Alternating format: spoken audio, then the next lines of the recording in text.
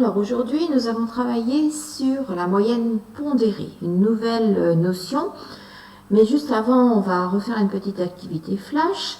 Donc pour cela, vous allez calculer la moyenne de température de la semaine. Vous avez toutes les températures ici de lundi jusqu'à dimanche. Donc vous allez calculer ça. Mettez en pause et calculez. Alors pour calculer cette moyenne, vous allez encore prendre toutes les valeurs, toutes les données qui sont ici. Vous allez en faire la somme, telle que c'est noté ici. Vous avez en tout 7 valeurs. Vous allez diviser par ce nombre de valeurs et vous allez obtenir en moyenne une température de 14 degrés. Donc voilà pour ce petit rappel.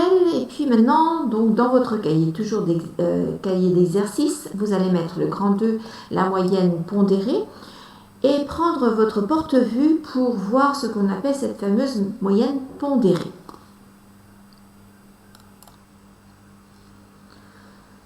Une moyenne pondérée, on voit la définition dans votre porte-vue. La moyenne pondérée est le quotient de la somme des valeurs, toutes affectées chacune de leurs coefficients par la somme totale des coefficients. Alors ça vous paraît peut-être compliqué tout ça, on va prendre un exemple concret. Dans une entreprise, vous avez des repas qui sont pris au cours d'une journée, qui sont rassemblés dans un tableau. Vous avez le montant des repas et le nombre de repas. Vous avez les repas, par exemple, entre 3 et 6 euros, vous en avez eu 39, entre 6 et 10 euros, 58, et entre 10 et 15 euros, vous aviez 15 repas, ce qui nous fait un total de 112 quand vous faites la somme de tout ce nombre de repas. Pour calculer une moyenne, on ne peut pas prendre ni 3 ni 6, mais on va calculer tout d'abord la valeur centrale, celle qui était juste au milieu. Donc on va additionner le 3 et le 6 qui fait 9, on va diviser par 2, ce qui nous donnera comme valeur centrale 4,5. On en fait de même avec 6 et 10, 6 et 10, 16, 16 divisé par 2, 8, 10 et 15, 25 divisé par 2, 12,5. Vous avez ainsi calculé le centre de chacune des classes, complété le tableau. Et puis, deuxième question, vous demande de calculer le montant moyen de repas en remplaçant chaque classe par son centre et arrondir au centime d'euro près. C'est-à-dire que la première tranche de repas, là, les premiers montants, le centre de la classe était de 4,50 €. Il y avait 39 repas, donc on multiplie 4,50 € par le nombre de repas, 39. Puis on additionne les 8 € en moyenne du repas multiplié par 58 repas, puis les 12,5 € de moyenne multiplié par les 15 repas. Le tout divisé par la somme de tous les repas, il y en avait 112 dans le tableau, ce qui fait une moyenne de 7,38 €. On arrondit au centime d'euro près. Au centime d'euro près, c'est 2 chiffres après la virgule. Donc voilà pour cette moyenne. On va passer aussi à un autre exercice, une moyenne de notes, ce qui peut-être va vous intéresser. C'est en fait ce que l'on fait, nous, lorsqu'on y met des coefficients. Et bien voilà, Julia a relevé ses notes de mathématiques du trimestre sur son agenda. En contrôle en classe, c'est-à-dire les devoirs que nous faisons en classe, elle a eu 10, 9, 14. Ce ne sont que des notes sur 20, tout cela. En devoir à la maison, elle a eu 18, 20 et 19. Et les interros écrites, elle a eu 13, 8 et 16. Alors, son professeur applique des coefficients. Alors là, les coefficients sont élevés, mais de toute façon, ils sont tous proportionnels les uns par rapport aux autres. 6, un coef 6 au contrôle. Première ligne, un coef 1 au devoir maison et un coef 2 aux interrogations. On vous demande de calculer la moyenne trimestrielle. Ça veut dire qu'à chaque note, on va lui attribuer un coefficient. On va multiplier par le coefficient. C'est-à-dire que la première note sur 10, comme il y avait un coefficient de 6, on va dire 6 fois 10. Puis on a deuxième note 9, 6 fois 9, plus 6 fois 14. Deuxième partie, devoir maison, ils étaient à un coef 1. Donc en fait, on va faire 1 fois 18, plus 1 fois 20, plus 1 fois 19. Et les interrogations écrites qui étaient coefficient 2, eh bien nous allons faire 2 fois 13, 2 fois 8 et 2 fois 16. Cela nous fait toute la somme de tout cela, eh bien on va diviser par le nombre de coefs, mais attention, il y avait un coef 6 pour la première note, un coef 6 pour la seconde et pour la troisième, ce qui nous fait un total de 3 fois 6, 18 au niveau des devoirs, des contrôles à la maison. De même, ici, il y avait un premier devoir, coef 1, deuxième, troisième, donc 3 fois 1, 3. Puis pour les interrogations écrites, il y avait 3 devoirs coef 2, à savoir 3 fois 2, 6. Calculant ça avec la calculatrice, ça nous donne une moyenne de 12,2. Donc cela, c'est ce qu'on appelle une moyenne pondérée. C'est ce que nous faisons en classe lorsqu'on y met des coefficients pour les devoirs. Souvent, on y met un coefficient 1 pour les devoirs qui sont faits en classe, 0,5 parfois pour les petites interrogations et 0,3 ou pour les devoirs maison. Toutes les notes, eh bien, de toute façon, pour appliquer ces coefficients, doivent être ramenées sur 20 et c'est ce que nous faisons sur Pronote. Voilà pour la partie cours pour aujourd'hui. Alors, vous allez reprendre votre cahier d'exercice et puis faire la première activité, page 109 dans votre livre, qui permet de calculer une moyenne pondérée. Je vous laisse lire le texte et puis ensuite, je reviens pour la résolution de l'exercice.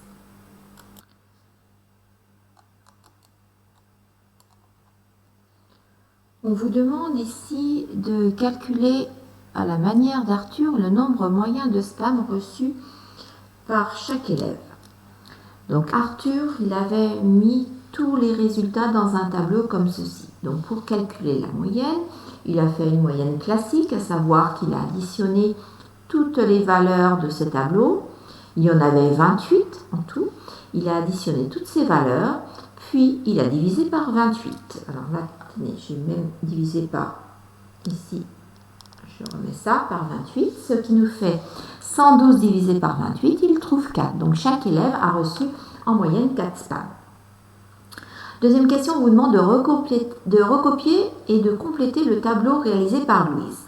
Donc elle a rassemblé en fait le nombre dans un tableau tous les élèves qui ont eu 0 spam, tous les élèves qui ont eu 1 spam, tous les élèves qui ont eu 2 spams, etc. Elle a compté et puis elle a répertorié comme ça.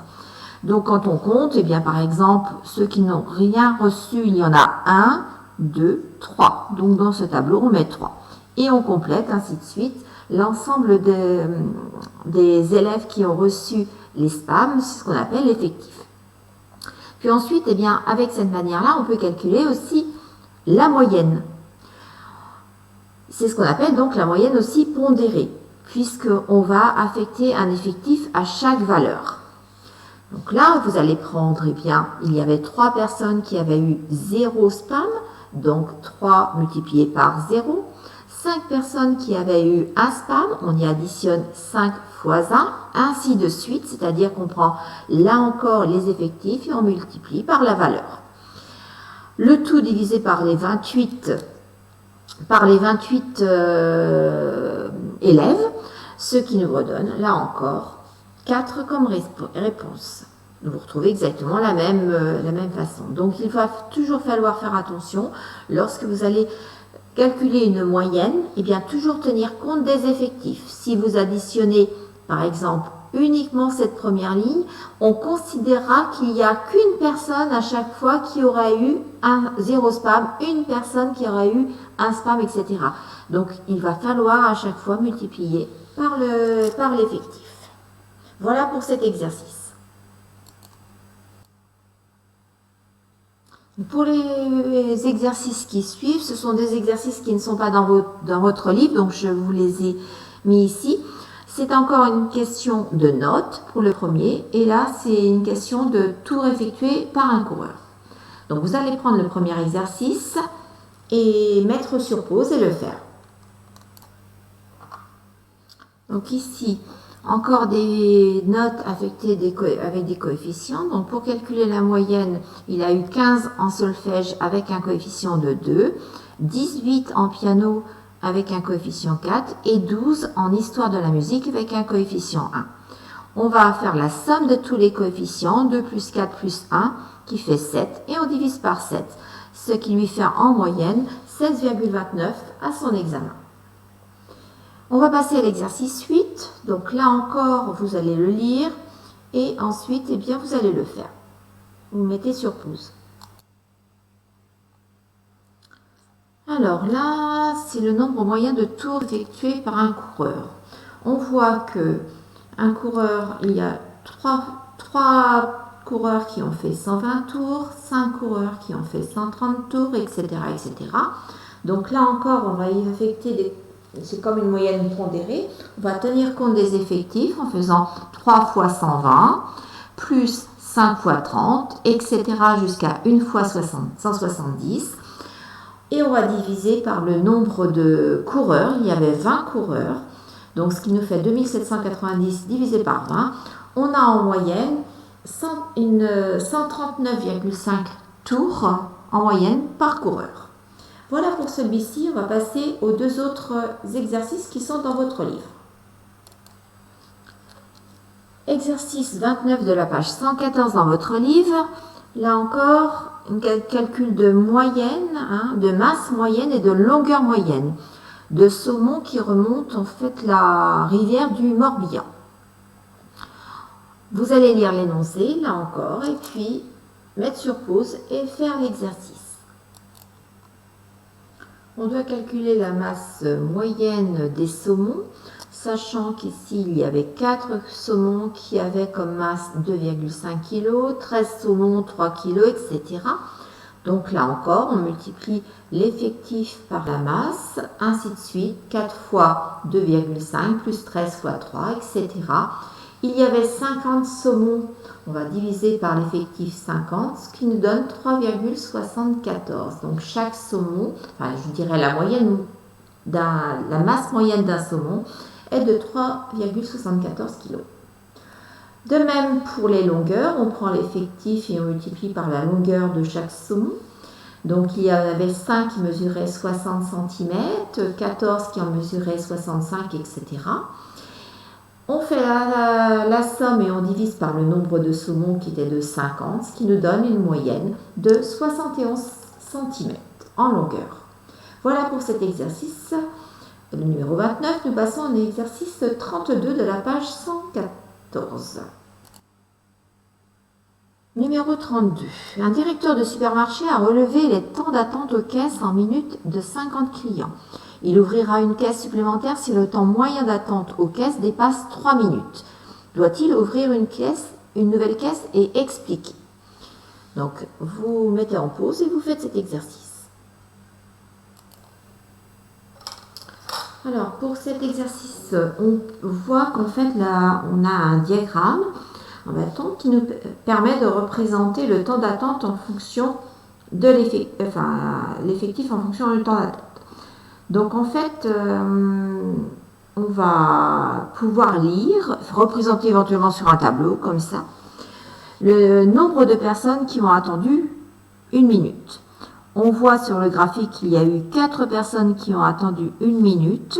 Donc on va mettre 4 en effectif, 1 minute en temps d'attente.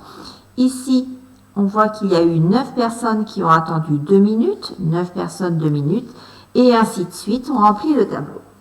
Si bien que pour le calculer la moyenne, là encore, multiplication de l'effectif par le temps, 4 fois 1 plus 9 fois 2, etc., divisé par l'effectif qui est de 50 clients par 50, et on trouve 3,5. Ça veut dire que en moyenne, le temps d'attente a été de 3,5 minutes.